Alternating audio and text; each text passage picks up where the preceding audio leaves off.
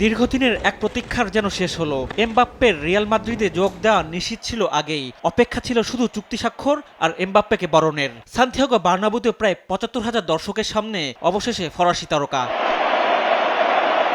বিশেষ এই মুহূর্তটা আরও প্রাণবন্ত হয় কিংবদন্তি জিনেদিন জিদানের উপস্থিতিতে। বিশ্বকাপ জয়ী এই তারকা ফুটবলারের রিয়ালে নতুন অধ্যায় শুরু।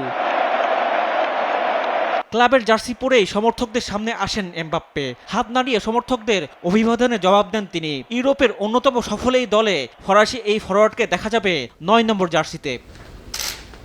রিয়ালে যোগ দিয়েই এমবাপ্পে জানান ভালো কিছুর প্রত্যাশা করছেন তিনি। রিয়ালের মতো ক্লাবে খেলা সম্মানের। রিয়াল মাদ্রিদে খেলোয়াড় হওয়াটা একটা গর্বের বিষয়।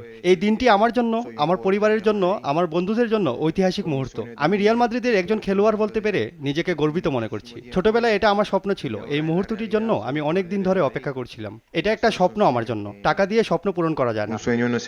রিয়ালে যোগ দিয়ে স্বাস্থ্য পরীক্ষা শেষে ভক্তদের অটোগ্রাফ দিয়ে আবদার মেটান এমবাপ্পে। এখন এই ভক্তদের দারুণ সব মুহূর্ত উপহার দেওয়ার অপেক্ষায়।